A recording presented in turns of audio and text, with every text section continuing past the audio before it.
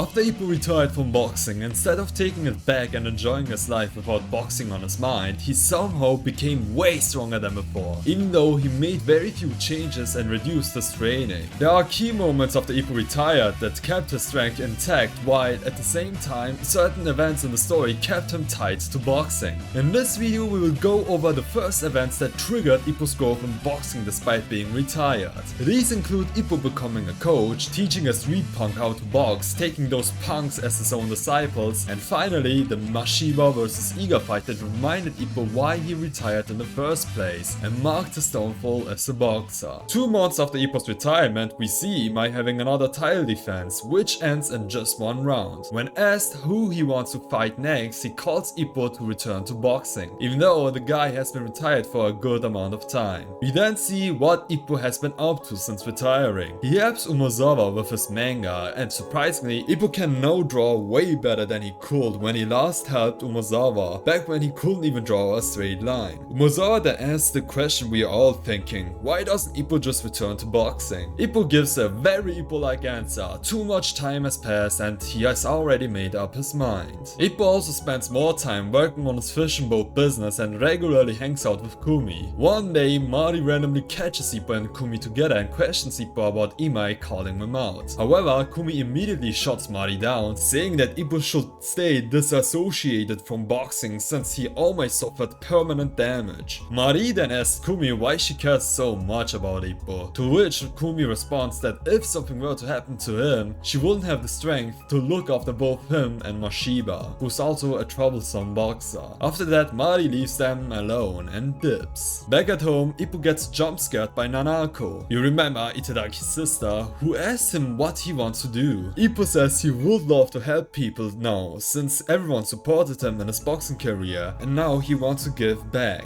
However, he makes it clear that he is satisfied with boxing and has no intentions of returning. Kumi then has an inner villain monologue where she proudly supports Ippo for choosing this path and vows to eliminate anyone who tries to drag him back into the ring. Just then, an unannounced guest appears. It's Shinoda, and he wants Ippo to return to boxing. Kumi immediately loses it and calls Shinoda out for being a terrible person. Shinoda quickly apologizes for his wording and clarifies that he doesn't mean for Ippo to fight again. He just wants him to become a cornerman or a second. The reason Shinoda asks Ippo is because Coach Kamogawa has been hospitalized and is in a poor health. They've decided that Kamogawa being the cornerman for Itadaki, Kimura and Aoki's fights will drain too much of his energy, so from now on he'll only be the main second for Takamura's fights. Ippo promises to think about this decision and first talks to Kumi about it. He reassures her that he has no intention of returning to in-ring fighting, but he loves boxing so much that he never considered becoming a coach to see the sport from a new perspective. Kumi respects Ippo's decision but hopes he never uses his fist in the ring again. Then we get a montage of Ippo pulling out the weighted wristbands again and training just to put a chair into the ring. He reunites with the other Kamogawa boys after a long time and learns that he'll be the second of Kimura's fight. Kimura meanwhile is completely out of gas due to his weight management struggles. Ippo returns to the gym and after a quick shadow boxing session he reviews Kimura's opponent and starts making strategies on how Kimura can defeat him. The night of the fight has arrived and Ippo returns to the Koroken Hall. Before heading inside he runs into Takamura, who as always is just trash talking. Ippo was just scouting an empty arena before Kimura's fight when he randomly spotted Hayami among the boxers who were shadow boxing. Hayami greeted Ippo and wondered if Ippo had actually retired. After getting confirmation, he confidently told Ippo that he was still going strong and would definitely become a legend.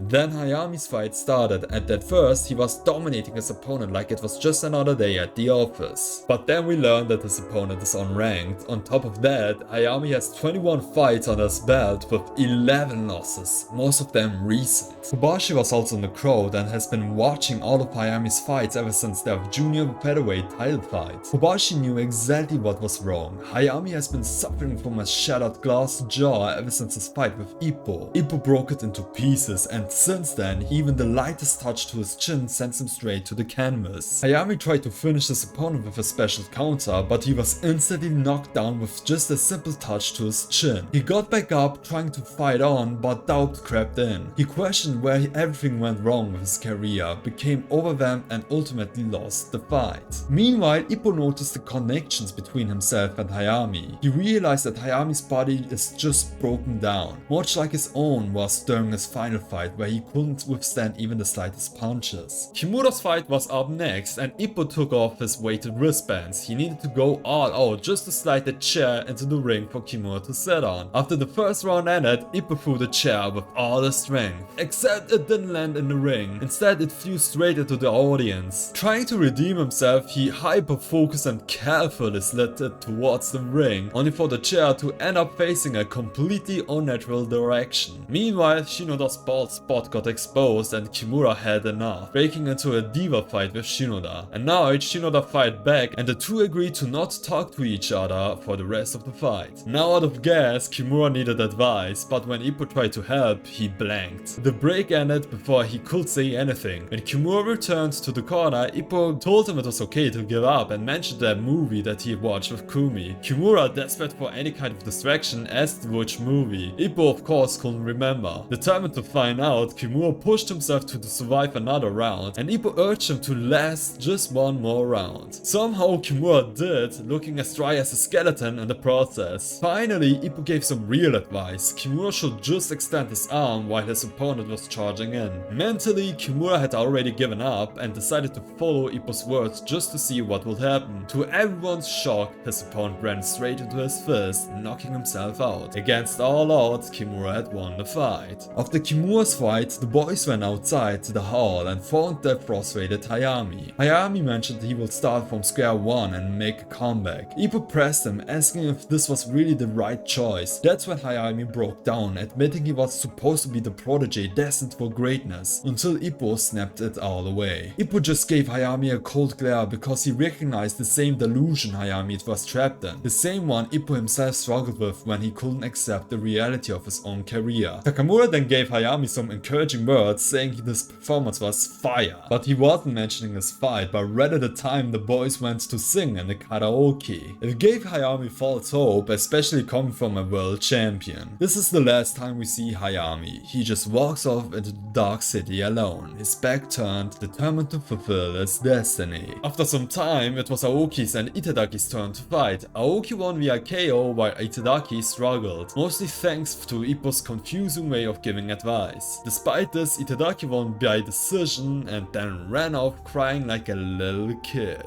Realizing he needed to think from the perspective of a total beginner to become a better coach, Ippo decided to search for new prospects for the gym. One day he stumbled upon a kid being bullied by some high schoolers and intervened, telling them to let the kid go. The bullies naturally wanted to square off with Ippo. Instead, Ippo did a full Dogeza bow, showing a completely non-violent approach to resolving the situation. Their leader, Teihei, found the whole thing so pathetic that he just told his crew to leave Ippo alone and walked off. Ippo then helped the kid Teru up and introduced him to the Kamogawa gym. To motivate him, he told Teru to draw Teihei's face and attach it to the punching bag, mirroring the way Takamura introduced Ippo to boxing in the first chapter after saving him from Umezawa. However, unlike Ippo, Teru wasn't cut out for boxing, so instead Ippo introduced him to Umezawa, suggesting he try manga instead. Meanwhile, Ippo watched Miyata's latest title defense and it was a disaster. Miyata was performing terribly. Imai, who was also watching, explained that as Miyata's sparring partner, he knew exactly why Miyata's performance had declined. Miyata was still forcing himself to cut down to featherweight, even though he was a natural lightweight. The only reason he kept doing it was the lingering hope of facing Ippo if he ever returned. But in exchange, he was also damaging his own body. Miyata got his arse kicked, but managed to scrape by with a decision win. On the bright side, he ended up adopting a small cat, which is nice. Sometime later, Teihei approached Ippo again. This time he had done his research and knew about Ippo's past as a boxer. He wanted personal training from Ippo. At first, Ippo refused, but then gave him a condition. If Teihei truly wanted him as a trainer, he had to go and apologize to Teru for his bullying. Later, Umezawa and Teru approached Ippo and confirmed that Teihei had actually apologized. Seeing this, Ippo met with Teihei again, but gave him another challenge. In just 3 days, he had to catch 10 falling leaves using only his jab. When the day of the test came, Teihei cheated. He blinded Ippo for a moment and pretended to catch catch falling leaves, when in reality he was just holding onto them the entire time. Ippo, completely unaware of this trickery, accepted Tei as his disciple. Later, Ippo went to the Kamogawa gym to borrow some mitts for trading. There, he reunited with Kamogawa after a long time. For old time's sake, Kamogawa offered to hold the mitts for Ippo, and Ippo accepted. At first, it seemed like a normal mid session, but as it went on, things escalated. Kamogawa was left in a shock. Ippo had somehow gotten even stronger, despite having supposedly retired. All he had done was heal, wear weight wristbands and study other boxers. Yet his punches had only become more terrifying. Ippo thanked Kamogawa for the mitts and promised that to return them. As Ippo trained with Teihei, the two had a conversation where Teihei revealed that he had an older brother who was also a boxer. However, his brother was also mocked, and Teihei was so ashamed that he cut ties with him. Ippo saw improvements in Teihei's technique, but warned him to never use boxing in a street fight. Breaking the rule would destroy Ippo's trust in him. The next day, during heavy rain, Heru rushed to Ippo in panic, screaming that Teihei had gotten into a fight with bullies from another school. Umezawa had tried to resolve the situation without getting Ippo involved, but they hadn't heard from him. Without hesitation, Ippo sprinted to the meeting point only to witness a horrible sight. Teihei was standing tall over a group of beaten bullies, having used Ippo's teachings to hurt others. Ippo tried to reason with him, urging him to stop and just come back to the gym for more mid-training. But Teihei, with an arrogant smirk, slapped the mitts away and mocked Ippo's naive nature. He sneered, saying that whoever taught him boxing must be a complete idiot for letting someone so soft into the sport. Ippo was devastated. His own disciple had betrayed everything he stood for, and at that moment, something inside him snapped. Ippo's face turned ice cold, giving what is easily the most chilling glare of the entire manga. Without hesitation, he slapped Teihei with all his might. This impact was so devastating that Teihei flipped through the air multiple times and was knocked out cold with a concussion. As Ippo came to his senses, he was in shock. He couldn't believe what he had just done. Guilt overwhelmed him. Thankfully, Umezawa stepped in like a true Chad. He told one of the remaining bullies to take Teihei to the hospital while he handled Ippo, but Ippo was still consumed by guilt. Feeling that he needed to atone, he marched to the police station to turn himself in. The officers, however, thought it was a joke and laughed him off. Still, Ippo was unable to shake his remorse. To show his regret, he completely shaved his head bald and went to the Kamogawa gym, requesting his permanent leave forever. Kamogawa, however, refused to let him off that easily. He told Ippo that his punishment should be way more harsher. Instead of leaving, he would have to train 2 new disciples until they made their pro debuts. And of course, those disciples were none other than Teihei and the other punk who witnessed the slap of the millennium. In a show of commitment, both Teihei and the punk shaved their heads as well. They told Ippo they forgave him on the condition that he trained them. With no other choice, Ippo accepted, and just like that, he had now had his own disciples.